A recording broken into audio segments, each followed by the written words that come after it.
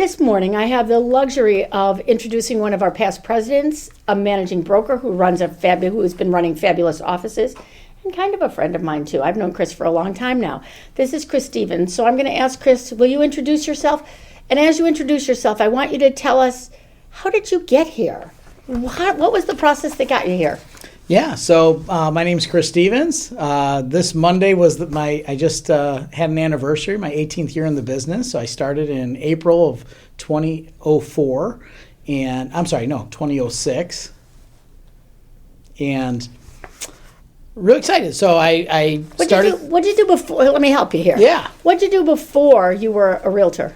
Before I was a realtor, I graduated college. I was a financial advisor for just over a year. Nobody wanted to talk to a 22-year-old child about their finances and retirement and life insurance and mutual funds and those types of things. So I got a job. I was going to be going to law school is where I first started.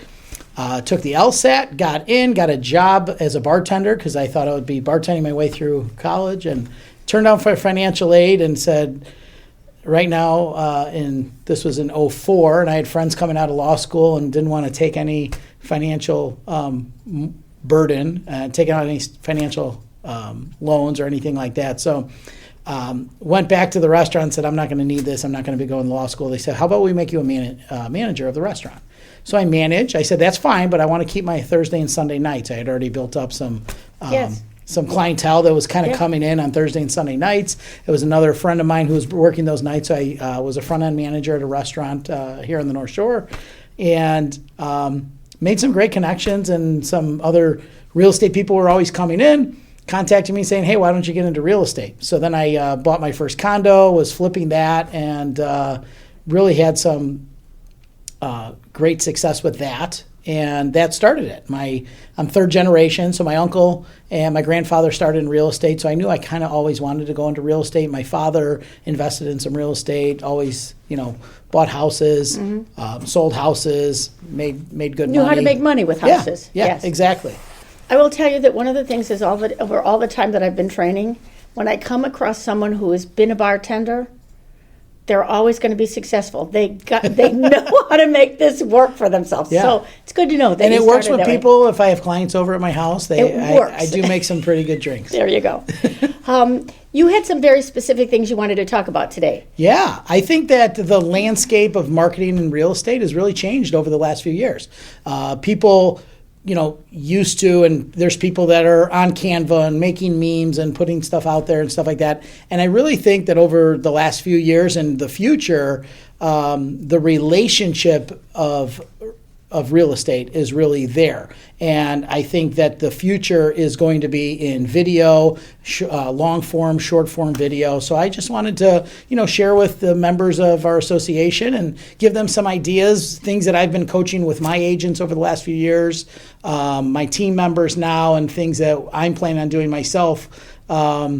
After getting back into sales, after managing for 10 years, that I'm going to be doing myself. So I thought I would share some of those ideas. I would like to hear them. Absolutely. So what have you got? So I think some of the easiest things that, agents need to just make sure that they're not afraid to be in front of the camera, right? They're not afraid to be in front of their clients. They're not afraid to be in front of, potential clients, and they're meeting people at open houses. It's the same thing. But when they first meet people, that shouldn't be their first introduction. If people Google them and they Google them online, or people get referred to them, they're probably going to Google them or go to their website and see. And a lot of times, if they have some video or a video uploaded to their website, great. That is a great introduction. So an introduction of themselves, if they have a team, an introduction of their team, some different services that they offer that they can talk about. I think it's really great and important for them to discuss exactly what they specialize in. Some people are the jack of all trades, and there's some people that can handle a lot of stuff. You see in commercial real estate, there's generalists and then there's specialists. Yes. And in real estate, there are specialists. And if you're a specialist of something, if you're a specialist at working with first-time home buyers, then that's great. You need to let people know that and let them know what differentiates you. Are there courses that you've taken? Are there anything special about you? If you're specifically a listing agent, areas that you cover. Can I go back for just a minute? Yeah.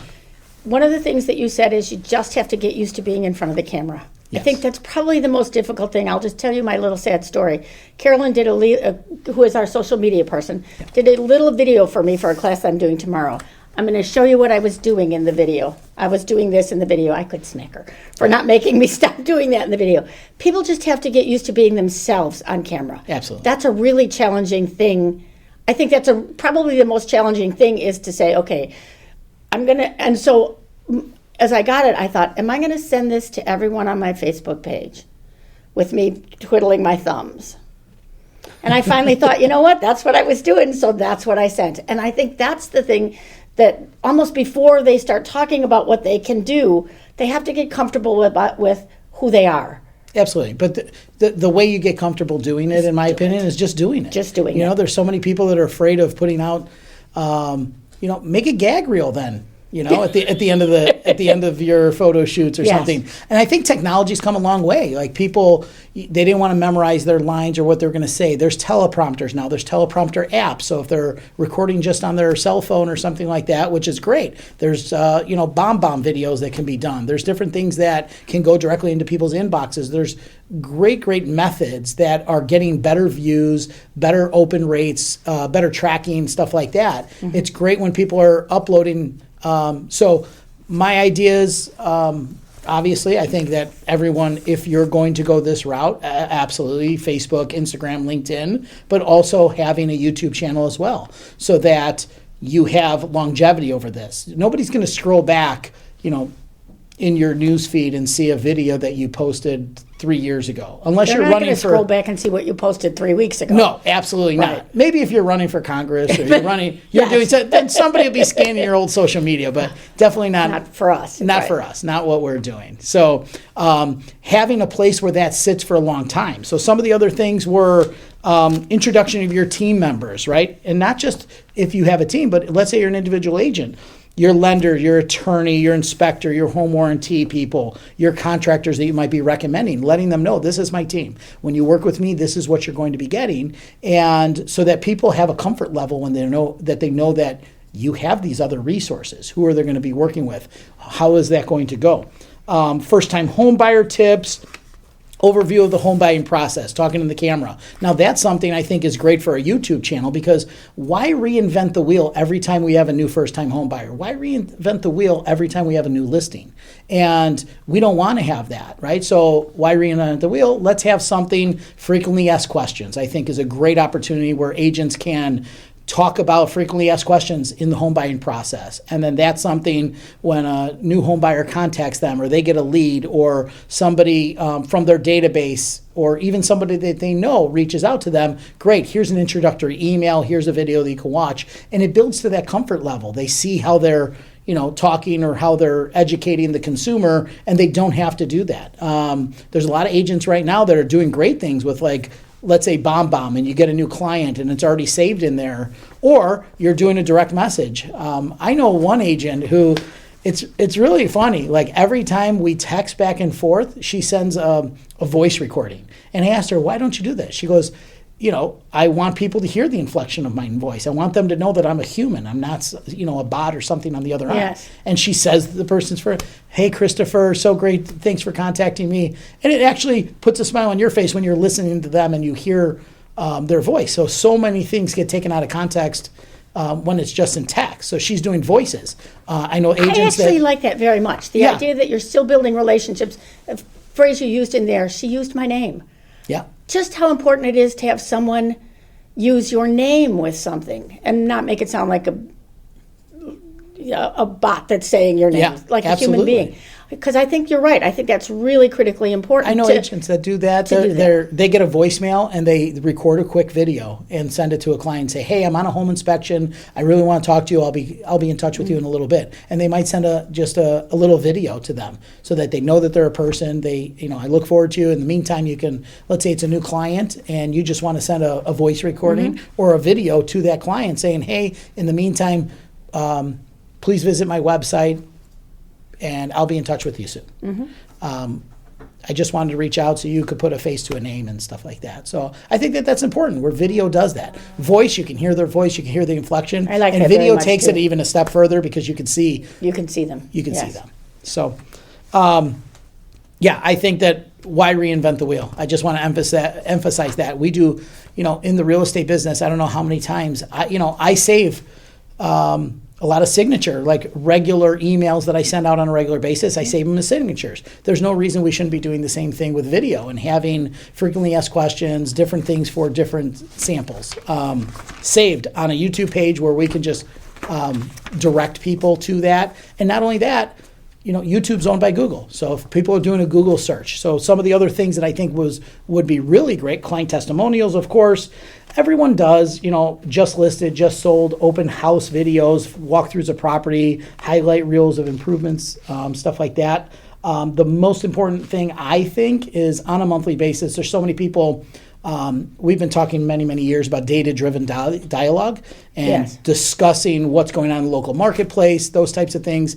That's great. And if you could do that on video and talk about, hey, we're in Wilmette right now and having a video outside and saying there's, it's May 1st, there's currently X amount of properties on the market, this is how many sold, and putting out a video like that showing that the local marketplace, you're in the local marketplace, and to just discuss those, the data and having a data-driven dialogue leads to more dialogues with consumers. They're going to call you, they're going to pick up the phone, text you, email you, just by seeing social media. They might start commenting on those. One of types the agents I know, she went the monuments in front of every subdivision. Yeah. She would just go stand in front of there and say, this subdivision was built in this year, and it has this many houses, and it has this style of houses, and the prices here have sold between.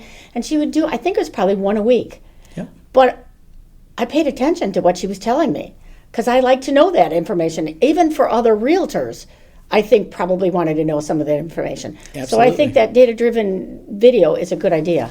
Absolutely, and it puts a person to that. If they're Googling a certain area and it's a YouTube video, it might come up in their Google search, and, Yes. and then they're going to say, okay, this is the agent. I'm moving to Northbrook, Illinois, and this is the person who seems to know that they really know what's going on in Yes. Northbrook. I'm moving from the city. I'm moving from Kentucky or San Francisco or wherever. People are Googling these, and they're getting video.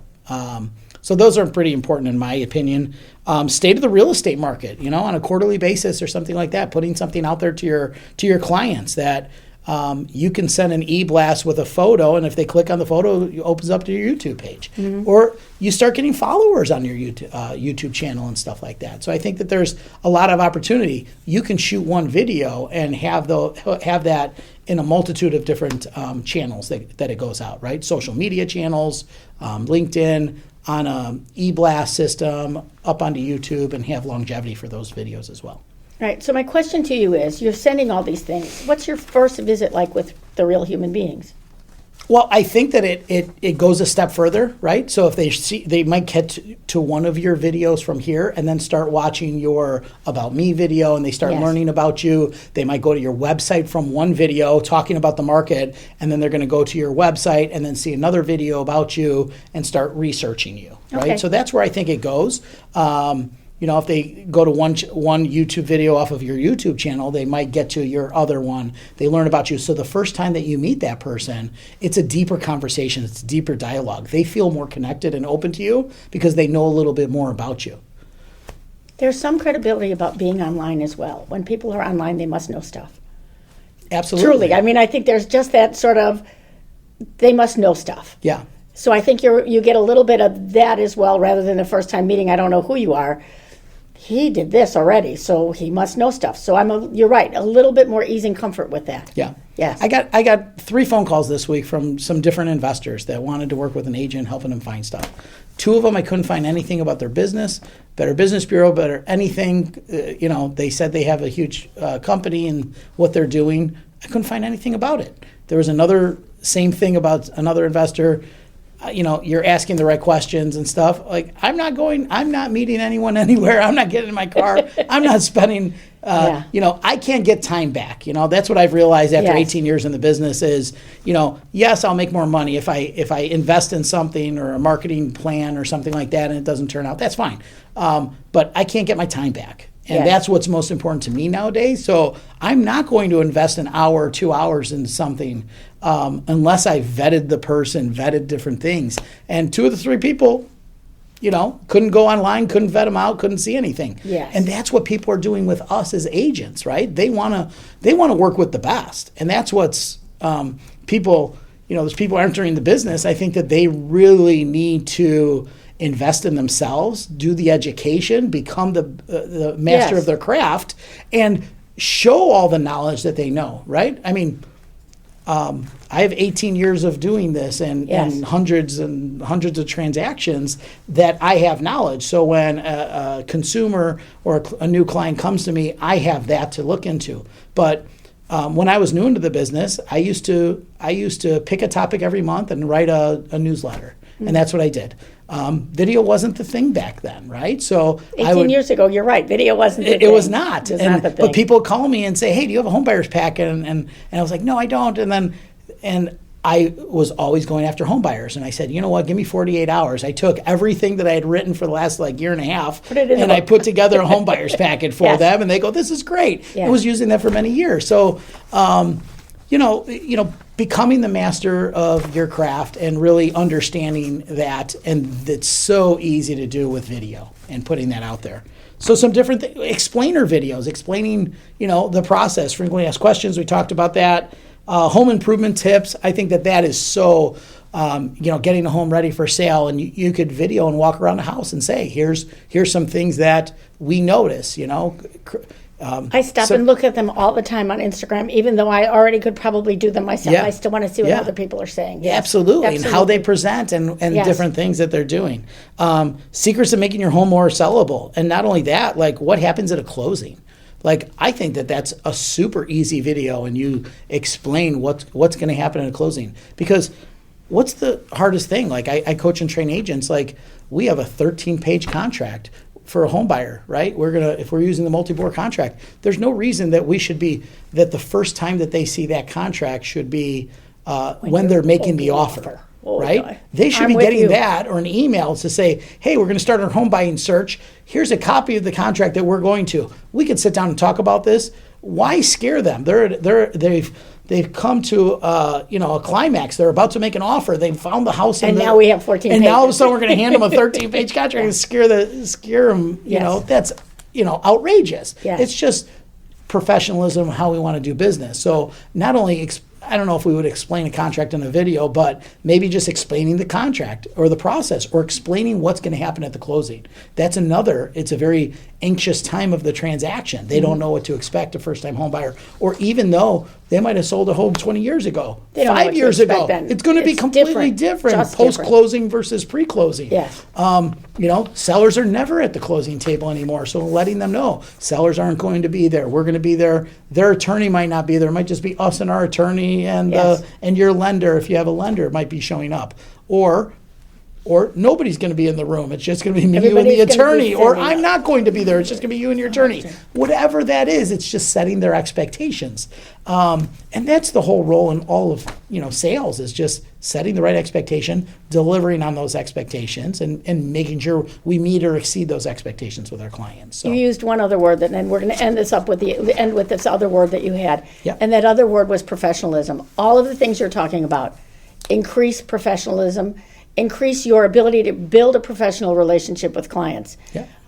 It doesn't ever replace us having a handshake. Absolutely. Never replaces that. But it is all those things that set the stage for that to be an easy thing to do.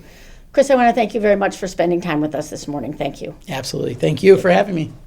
Just a note, the views of our guests may not reflect the views of the North Shore-Barrington Association of Realtors.